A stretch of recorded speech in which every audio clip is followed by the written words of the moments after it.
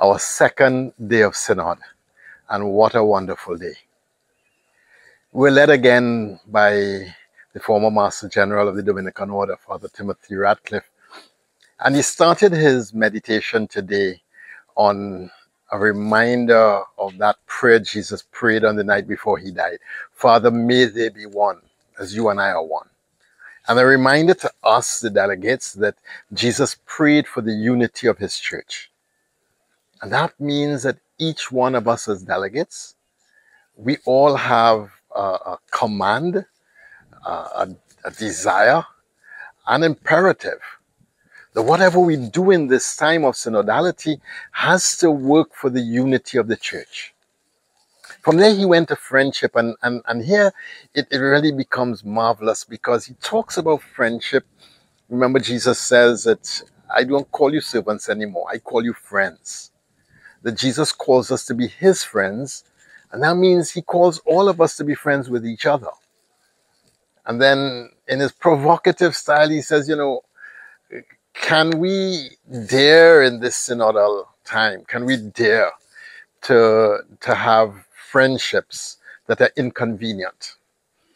Could we dare, rather, when we hear the position that is opposite to our position, could we dare not to oppose, but to befriend? Because as we befriend, we see not the position anymore, but the person. And as we experience the person, what we have now is an invitation to unity. And also the sense that we must never dismiss anybody, because they just have a different perspective that comes from a different place. It might be different wounds and our wounds, or perspectives from ours. But whatever it is, we are called to be friends. And so the challenge he put to us as the delegates is find an inconvenient friendship. Find a friendship that would seem like an opposition to you. And if someone really disagrees with you, or if you really disagree with someone, intentionally set out to be their friend, to listen, to journey.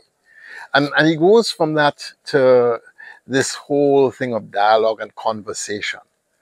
And as we listen to him talking about conversation, he's seeing conversation as a tool towards building the friendship, the tool towards building unity.